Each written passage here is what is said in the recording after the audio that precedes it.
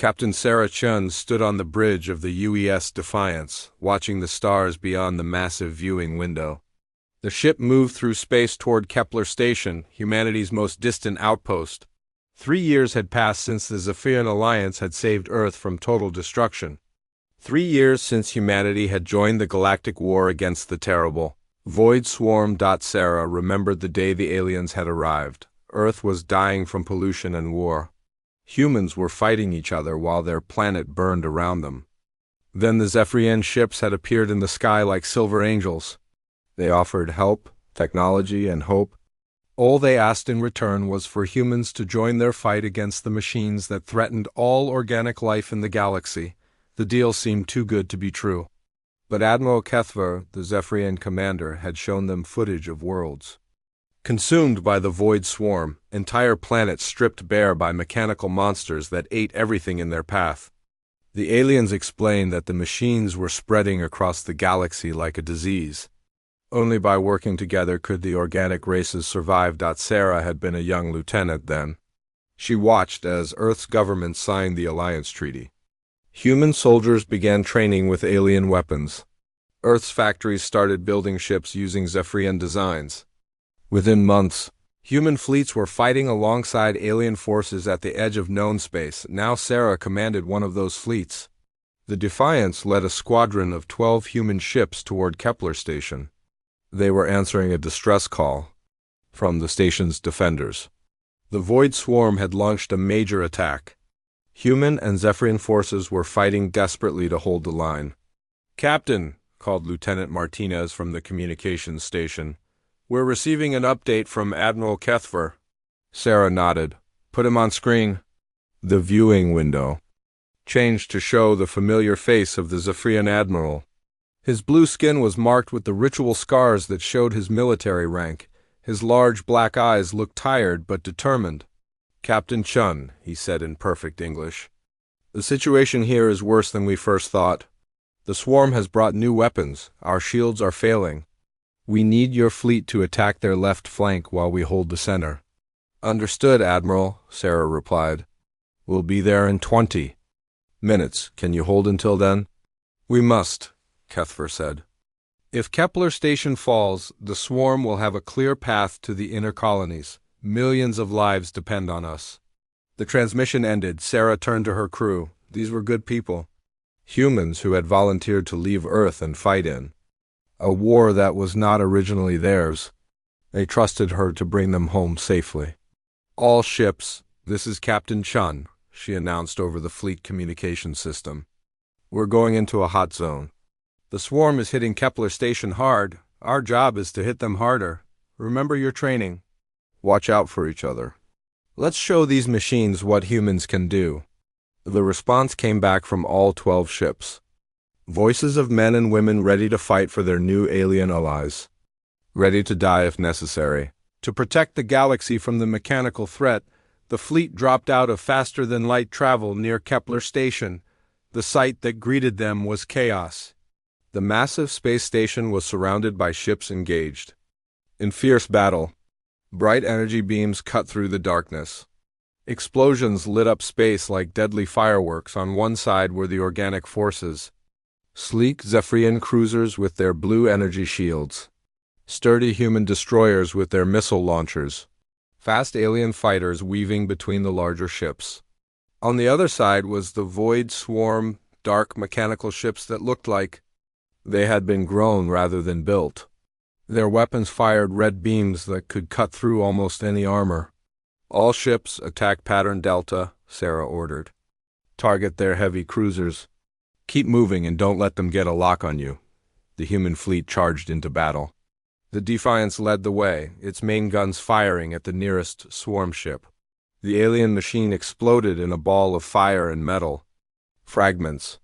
Around them, the other human ships found their own targets. For 30 minutes, the battle raged. Sarah's fleet worked perfectly with their Zephyrian allies. Human ships used their speed and firepower to hit the swarm vessels hard and fast.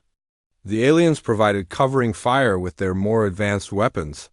Together, they began to push the mechanical forces back. Then something changed. "Captain," Martinez called out, his voice confused. I'm picking up strange signals from the Zephyrian? Ships. What kind of signals? Sarah asked. It looks like they're charging their weapons. But they're not aiming at the swarm anymore. Sarah felt a cold chill run down her spine. What are they aiming at?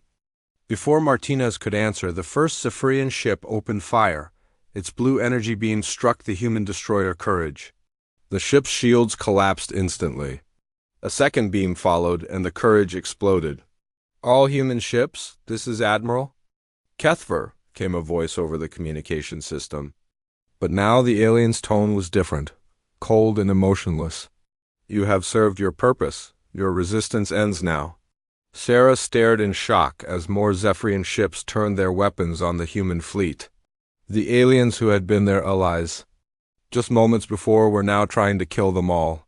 Captain, shouted her weapons officer, the Zephyrians are targeting us. Evasive maneuvers, Sarah ordered. All ships, scatter. The Zephyrians have turned against us. The Defiance twisted away just as a blue energy beam passed through the space where it had been. Around them, other human ships were not so lucky. The destroyer Brave took a direct hit and broke apart. The cruiser Freedom was surrounded by 3 Zephyrian ships and destroyed in seconds. Why are they doing this? Martinez asked, his voice shaking. Sarah's mind raced. 3 years of alliance. 3 years of fighting side by side. 3 years of trusting these aliens with human lives. And now they were trying to murder every human in the fleet. Captain Chun, Admiral Kethver's voice, came over the communication system again. Do not make this more difficult than necessary. Your species has been useful, but now we need your resources more than your soldiers. Earth will serve us better as a mining colony than as a military partner?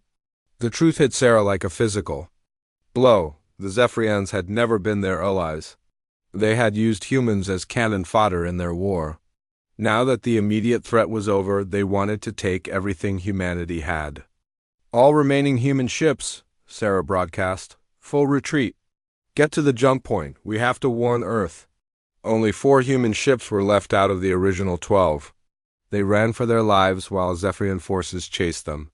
The Defiance took damage to its engines but kept flying. Behind them, Kepler Station exploded as the aliens destroyed all evidence of what had happened. As they prepared to jump to faster-than-light speed, Sarah took one last look at the battle zone. The Void Swarm ships were not fighting the Zephyrians anymore. Instead, they seemed to be working together. My God, she whispered, the Swarm, they created it. The whole war was a lie. The Defiance jumped into hyperspace, carrying the terrible truth toward Earth. Behind them, the Zephyrian Alliance began planning their next move against the humans who had trusted them completely. 6 months had passed since the betrayal at Kepler Station. Sarah Chung crouched in the ruins of what used to be Chicago, watching Zephyrian patrol ships fly overhead. The sleek alien vessels moved in perfect formation above the broken city. Their blue engines hummed with the same sound that had once meant safety to humanity. Now that sound meant death. Earth had fallen in just 3 weeks. The Zephyrians had used their knowledge of human defenses to strike at exactly the right places. They destroyed the orbital defense platforms first. Then they hit the command centers and communication networks.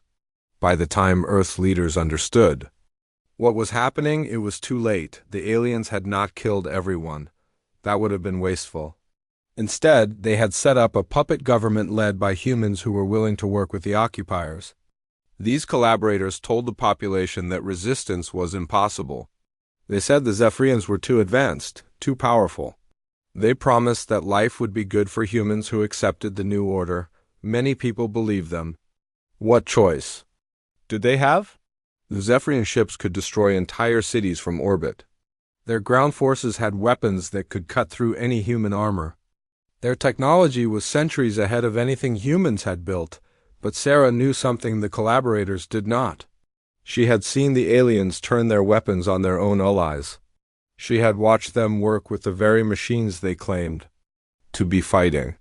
She knew that no matter how cooperative humans were, the Zephyrians would eventually dispose of them when they were no longer useful. Sarah, moved carefully through the rubble of a collapsed building. She was heading to a meeting with other survivors who had refused to surrender. These people had formed small resistance cells across the planet. Most of them were former soldiers, but some were just ordinary citizens who could not accept living under alien rule. The meeting was in an old subway tunnel beneath the city. Sarah climbed down through a hole in the street and made her way through the dark passages. Her footsteps echoed off the walls. Water dripped from pipes that had been broken in the invasion. She found the others waiting in an abandoned train car. There were 12 of them tonight. Last week there had been 15, but 3 had been caught by Zephyrian patrols. The aliens did not take prisoners. "Sarah," said Marcus Webb, a former Marine who had become the leader of this cell, "what did you find at the mining facility?" Sarah sat down on one of the old train seats. "It's worse than we thought. They're not just taking metals and minerals. They're harvesting everything. Plants, animals, even soil samples. They're studying our entire ecosystem." "Why?" asked Dr. Lisa Park, a scientist who had worked on the original human-alien cooperation projects. "They already have our planet. What more do they need?" "I think they're planning to strip Earth completely," Sarah said. "Take everything useful and then move on to the next world. But first they want to understand exactly how our biosphere works. Maybe so they can recreate the useful parts somewhere else." The group sat in silence. Outside, they could hear the distant sound of Zephyrian transport ships moving through the city. The aliens were expanding their mining operations every day. Huge machines were tearing up forests and mountains. The sky in many places was turning gray from all the dust and smoke. "We have to do something," said Maria Santos, a former fighter pilot. "We can't just hide down here while they destroy our world." "What can we do?" Webb asked. "We have small arms and improvised explosives. They have ships that can level cities." Sarah had been thinking about this problem for weeks. The resistance cells across Earth were brave, but they were fighting a hopeless war. Every attack they made was like throwing rocks at a mountain. The Zephyrians barely noticed their efforts, but Sarah had started to notice something interesting. The aliens were very good at planning and organizing.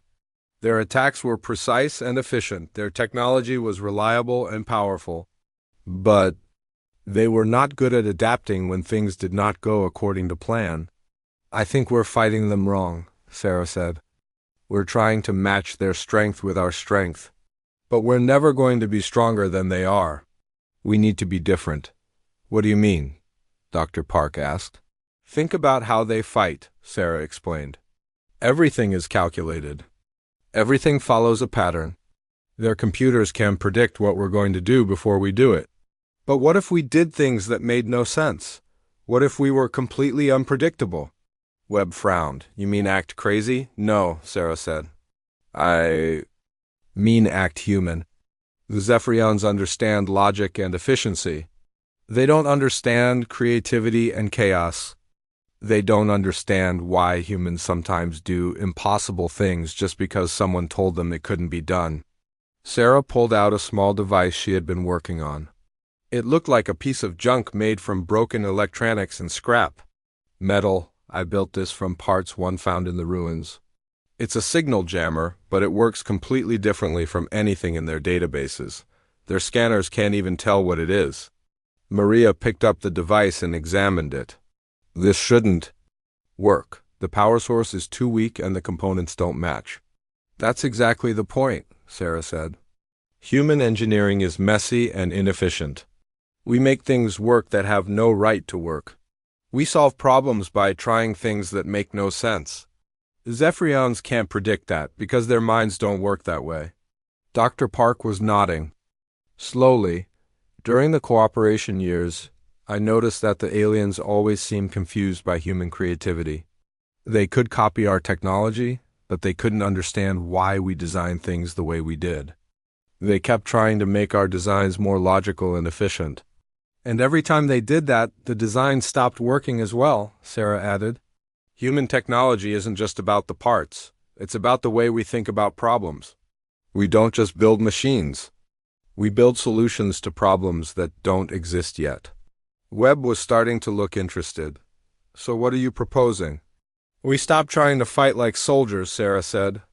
We start fighting like humans. We build weapons they can't understand. We use tactics that make no sense. We turn our weaknesses into strengths. Over the next few hours, the group began to plan. They would start small, testing new approaches on Zephyrian patrols and supply convoys. Instead of direct attacks, they would create confusion and chaos. Instead of trying to destroy alien equipment, they would make it malfunction in ways the aliens couldn't predict. Sarah also had another idea. During her escape from Kepler Station, she had managed to contact resistance groups on other occupied worlds. The Zephyrians had been playing this same game for centuries. They would rescue a species from some threat, use them as allies for a while, then turn on them when they were no longer needed. We're not the first, Sarah told the group. There are other species out there who have been betrayed the same way we were. If we can contact them, maybe we can work together.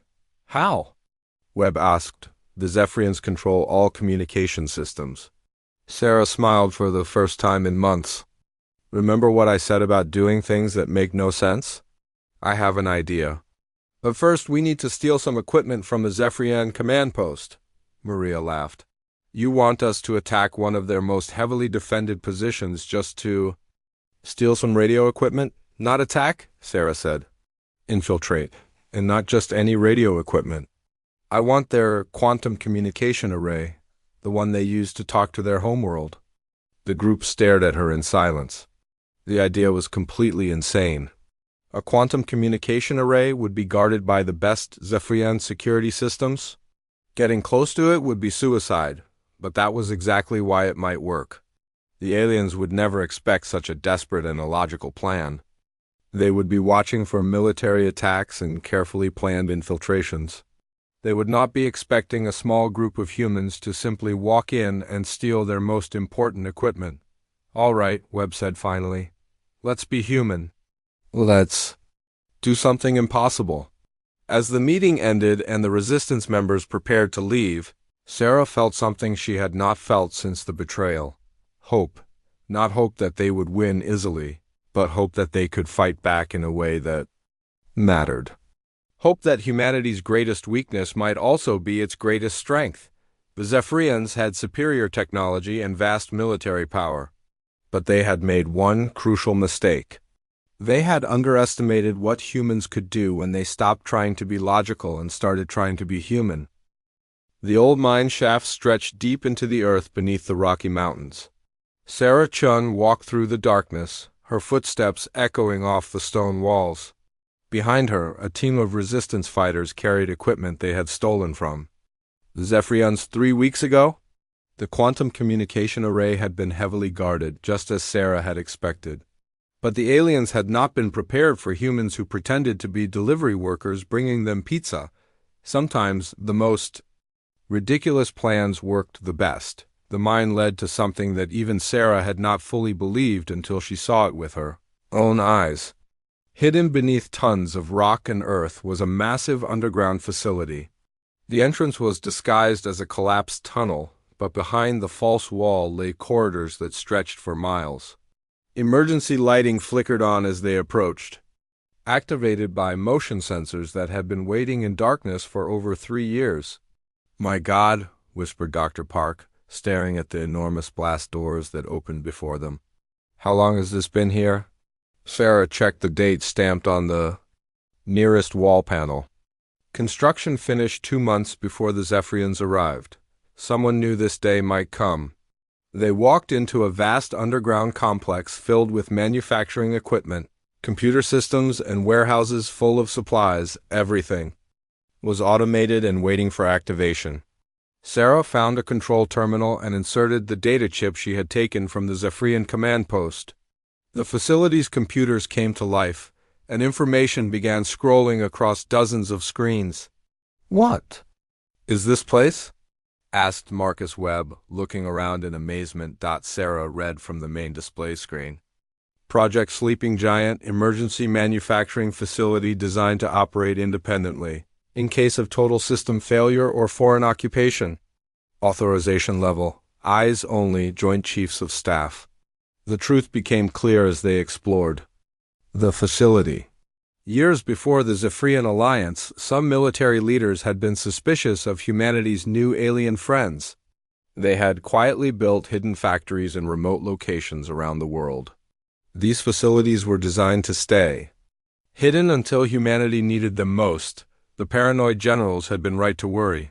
Maria Santos examined one of the manufacturing units. These machines can build everything from small weapons to spacecraft. All they need are raw materials and power. We have both, Dr. Park said, studying the facility's power systems. Geothermal generators and fusion reactors, plus automated mining equipment that can extract materials from the surrounding rock. This place could run for decades without outside support.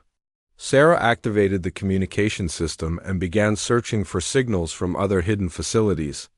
Within hours, she had located 17 more sites across North America, Europe, and Asia. Each one was coming online as resistance fighters discovered them using clues hidden in the stolen Zephyrian data, but the most important discovery came when Sarah accessed the facility's main database.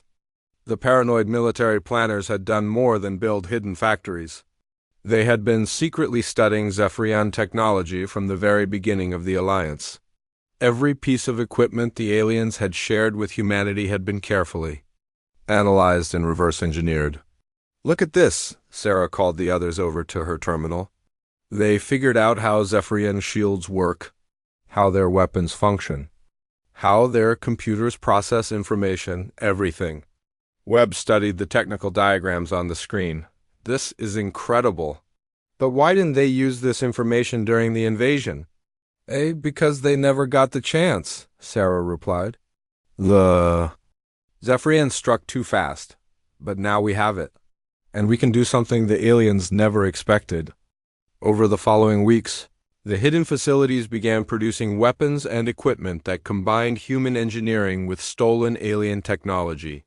But these were not copies of Zephyrian designs. Instead, human engineers created hybrid systems that worked in ways the aliens had never considered. Sarah stood in the main production bay, watching as the first new spacecraft rolled off the assembly line. It looked nothing like either a human or Zephyrian ship. The hull was angular and asymmetric, covered with armor plates that seemed to have been welded on randomly. Weapons of different sizes stuck out at odd angles. The engine configuration made no logical sense. It's ugly, Maria said, admiring the strange vessel. It's perfect, Sarah replied. The Zephyrians design everything for maximum efficiency and logical function. Their computers can predict how ships like that will behave in combat, but this thing? Their battle computers won't know what to make of it. The ship's designer, a former aerospace engineer named Tom Rodriguez, joined them. I call it organized chaos. Every system has 3 different backup methods, all using completely different principles. If one fails, the others keep working. But more importantly, the ship can reconfigure itself during battle. Sarah looked puzzled. What do you mean? Tom grinned. Watch this. He activated a control panel and the ship began to change shape. Armor plates shifted position. Weapons rotated to new locations. Even the engine configuration altered itself. No 2 battles will be the same. The Zephyrians can't develop effective counter-tactics because the ship is never the same twice. The production line was turning out more than just ships. Human engineers were creating handheld weapons that used Zephyrian energy technology but fired in completely unpredictable patterns. Communication devices that could send messages through quantum channels the aliens didn't monitor. Armor that looked primitive but could deflect advanced energy weapons by scattering the beams in random directions. Everything was designed around a single principle: confusion. If the Zephyrians couldn't predict human behavior, they couldn't counter it effectively. Sarah also made contact with resistance groups on other worlds. Using the stolen communication equipment, the response was immediate and encouraging. Dozens of species that had been betrayed by the Zephyrians were eager to share information and coordinate their efforts. The Zephyrians have been playing this game for over 1,000 years, Sarah explained to her team during a briefing. They find a species facing some crisis, offer to help, use them as soldiers or workers, then dispose of them when they're no longer needed. But they've never faced a coordinated resistance from multiple species before. Dr. Park had been analyzing data from the other worlds. Each species has developed different resistance techniques based on their natural abilities. The Corvani use their telepathic abilities to disrupt Zephyrian command structures. The Thrak use their natural camouflage to become invisible to alien sensors. The Nexari can survive in environments that would kill Zephyrians. And humans? Webb asked. We're the chaos factor, Sarah said. Every other species fights logically, using their natural advantages in predictable ways. Humans fight by doing things that make no sense. We're the element that can tie all the other resistance movements together. The first test of the new human technology came sooner than expected. A Zephyrian patrol discovered one of the hidden facilities in Europe. Instead of trying to evacuate, the resistance fighters decided to make a stand using their new equipment. The battle lasted only 30 minutes, but the results were extraordinary. Zephyrian forces that should have easily overwhelmed the human defenders found themselves completely confused. Human weapons fired in patterns their computers couldn't predict. Human ships moved in ways that violated standard tactical doctrine. Human soldiers used equipment that shouldn't have worked but somehow did. When the smoke cleared, the Zephyrian patrol had been completely destroyed. More importantly, the aliens' combat computers had recorded the entire battle. When they analyzed the data, they would find that their predictive models had failed completely. Sarah received the battle report in her underground command center. For the first time since the betrayal at Kepler Station, humans had defeated Zephyrian forces in open combat, but this was just the beginning. Signal all facilities, she ordered. Begin full production. It's time to take our planet back. Across the globe, hidden factories began working around the clock. Humans who had been hiding in ruins and forests began receiving new weapons and equipment. Resistance cells that had been fighting hopeless battles suddenly found themselves with technology that could challenge their occupiers. The Zephyrians had spent months establishing their control over Earth. They had thought the human spirit was broken. They had believed their superior technology made them unbeatable. They were about to learn that the most dangerous humans were the ones who had nothing left to lose and everything to fight for. The sleeping giant was waking up, and it was angry. The Zephyrian command ship Eternal Order hung in orbit above Earth like a dark moon. Inside its pristine bridge, Admiral Kethver studied the reports from his ground commanders with growing confusion. What had started as minor resistance activities had become something he could not understand. Human forces were appearing everywhere at once, not just on Earth, but on 17 different worlds across the galaxy. Ships that looked like they had been built by insane engineers were destroying his patrols. Weapons that violated every principle of logical design were cutting through his best armor. Worst of all, his battle computers could no longer predict what the humans would do next. Admiral, reported his tactical officer, the humans have taken the orbital platform at Titan. They're using it as a base to attack our supply convoys. How many ships did they use? Kethver asked. 3, sir. Our sensors show they had only 3 ships against our defense fleet of 20. Kethver's eyes darkened. 20 Zephyrian ships should have destroyed 3 human vessels in minutes. What happened to our fleet? Destroyed or captured, sir? The human ships used tactics we've never seen before. They separated into individual components during the battle, then reassembled in different configurations. Our targeting systems couldn't lock onto them. This was the 5th impossible defeat in 2 weeks. Kethver had conquered 47 worlds using the same proven strategies. No species had ever been able to resist Zephyrian military science for long. But humans seemed to fight using no science at all. On Earth's surface, Sarah Chun stood in the ruins of New York City, watching as human construction crews worked to rebuild the skyline. But these were not ordinary buildings going up. The new structures combined stolen Zephyrian technology with human architectural madness. Towers that twisted in spirals, bridges that curved through impossible angles, defensive systems that looked like modern art but could destroy spacecraft. The Zephyrians are pulling back from the major cities, reported Marcus Webb, now serving as Sarah's military coordinator. Their ground forces can't handle our new guerrilla tactics. Sarah nodded. The resistance had grown from scattered cells into a full-scale liberation army. Human factories were now producing enough equipment to arm millions of fighters. More importantly, humans were learning to fight as humans instead of trying to copy alien military doctrine. What about our allies? Sarah asked. Dr. Park, who had become the liaison with other species, smiled. The Kovani have liberated their homeworld. The Thrak have destroyed 3 Zephyrian mining operations in their system. And the Nexari have begun attacking Zephyrian supply lines using ships they built inside asteroids. Each species was fighting, according to their own nature, but they were all coordinating their efforts through the quantum communication network that Sarah's team had established. The Zephyrians were facing something they had never encountered, a multi-species rebellion that shared information and resources. The real breakthrough came when a joint human Corvani team captured a Zephyrian research facility. Inside, they discovered the truth about the Void Swarm. The mechanical forces that had supposedly threatened Galaxy were indeed Zephyrian creations. Automated weapons designed to soften up target worlds before the rescue fleets arrived. They've been using the same trick for centuries, Sarah explained to her command staff. Create a threat, offer to help fight it, gain the trust of the local population, then turn on them when they're no longer needed.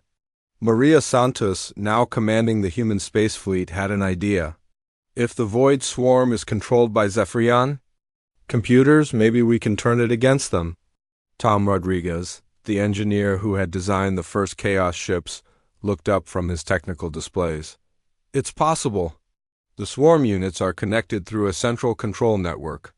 If we could hack into that network and reprogram them, the Zephyrians would face their own weapons, Sarah finished. Can we do it?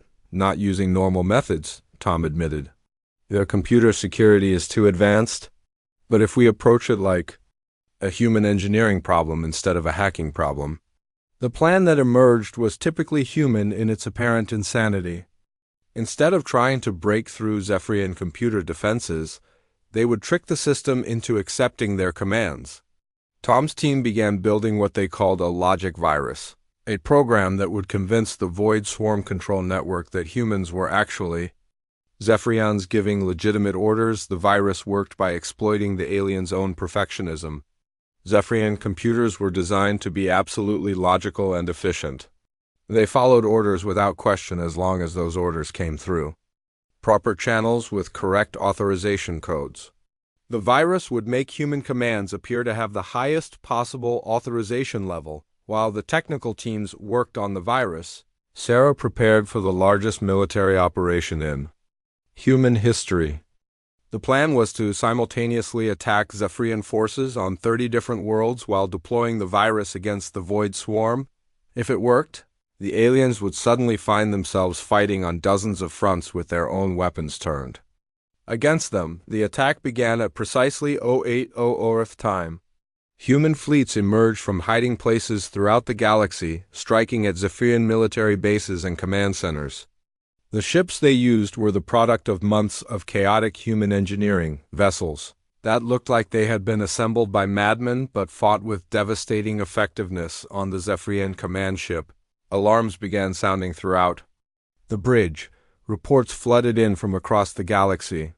Human forces were attacking everywhere at once. Worse, the Void Swarm had stopped responding to commands and was beginning to fire on Zephyrian ships. How is this possible? Admiral Kethver demanded. The humans don't have the technology for a coordinated galactic assault. His tactical officer's voice was shaking. Sir, our computer systems are reporting that the attacks are being commanded by Supreme Admiral Kethver himself. The authorization codes are perfect. But you're standing right here. Kethver stared at the tactical display in horror. According to his own computers, he was simultaneously commanding attacks against his own forces on 30 different worlds. The logic virus had not just hacked the Void Swarm, it had infected the entire Zephyrian command network on Earth. Sarah watched the battle reports with grim satisfaction. The impossible was happening. Human forces were winning against superior technology by refusing to fight according to the rules that technology was designed to counter. Admiral Kethver is trying to contact us, reported the communications officer. Put him through, Sarah said. The Zephyrian admiral's face appeared on the main screen. For the first time since Sarah had known him, Kethver looked uncertain and afraid. Captain Chun, he said, I propose a ceasefire. We can negotiate terms for a peaceful withdrawal from your worlds. Sarah studied the alien who had betrayed humanity's trust and turned their own allies against them.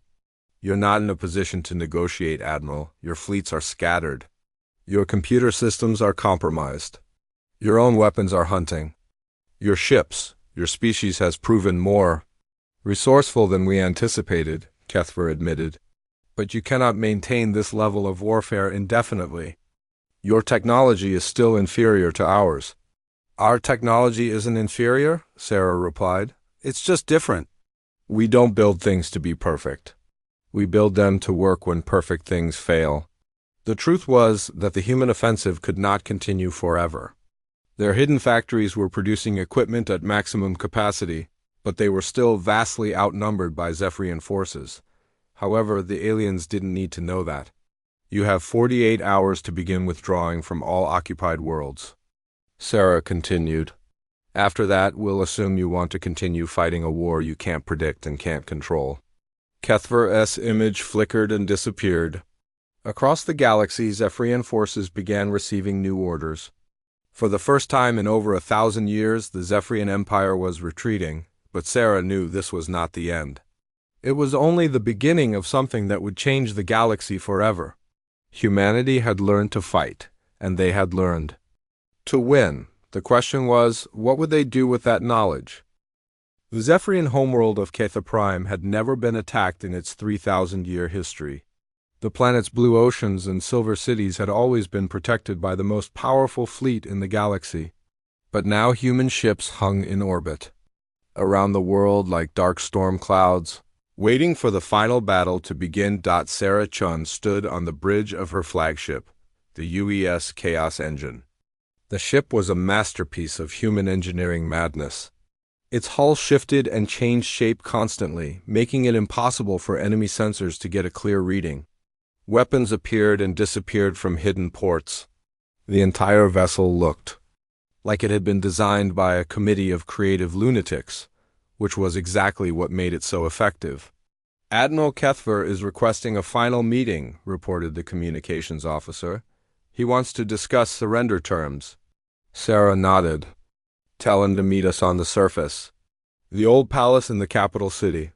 He can bring 5 guards, I'll bring 5 witnesses. 2 hours later, Sarah walked through the crystal halls of the Zephyrian Royal Palace. The building was beautiful in its perfect symmetry.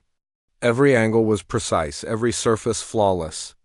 It represented everything the Zephyrian Empire stood for: order, logic, and control. Admiral Kethver waited in the throne room with his guards. The alien leader looked older than when Sarah had first met him. The perfect confidence was gone, replaced by something that might have been fear. Captain Chun, he began, then corrected himself. Admiral Chun, you have accomplished something we thought impossible. You have defeated the Zephyrian Empire using inferior technology and smaller numbers. We didn't defeat you with technology, Sarah replied. We defeated you with chaos. You built an empire based on prediction and control. But you can't predict chaos and you can't control what you don't understand.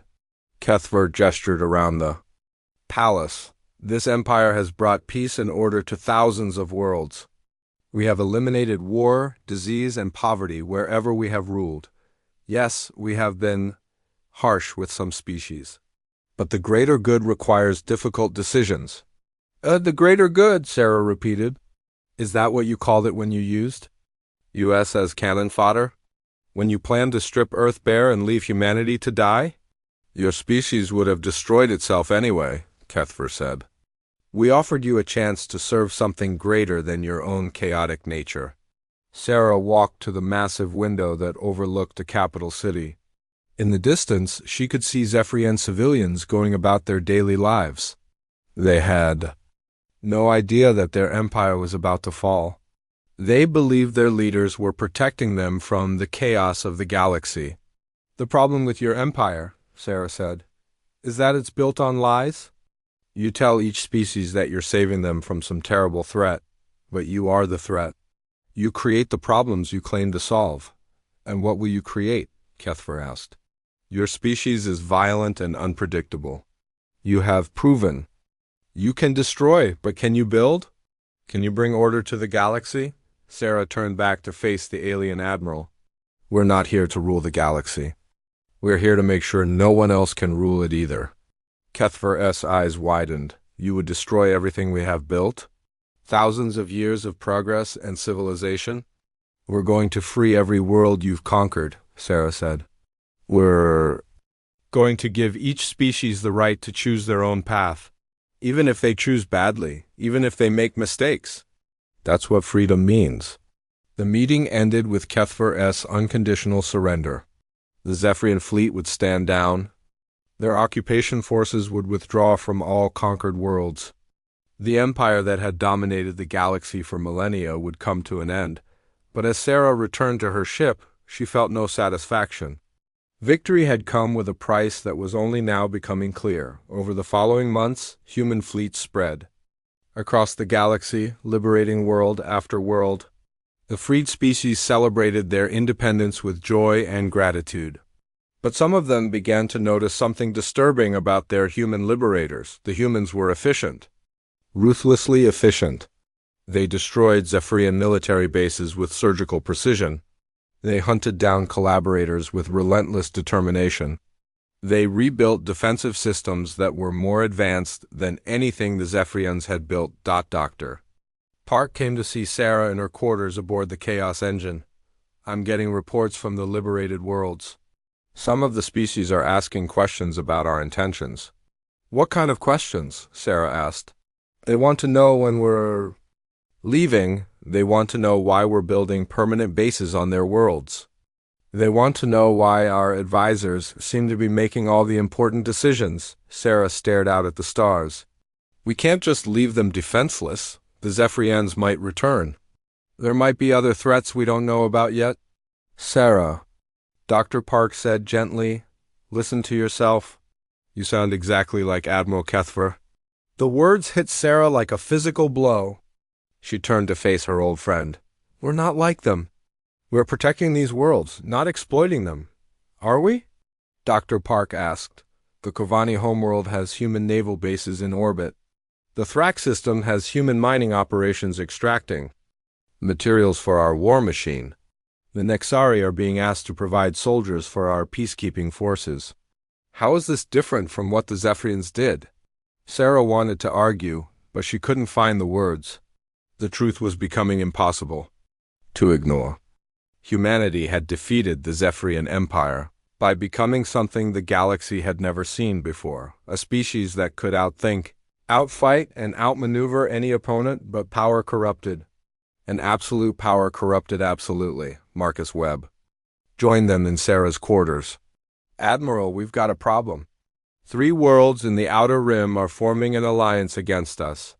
They're calling us the new oppressors." "That's ridiculous," Sarah said. "We freed them. And now they want to be free from us," Webb replied. "They're saying we've become just another empire, only more dangerous because we're unpredictable." Sarah realized that humanity had learned the wrong lesson from their war with the Zephyrians. They had proven that chaos and unpredictability could defeat order and logic.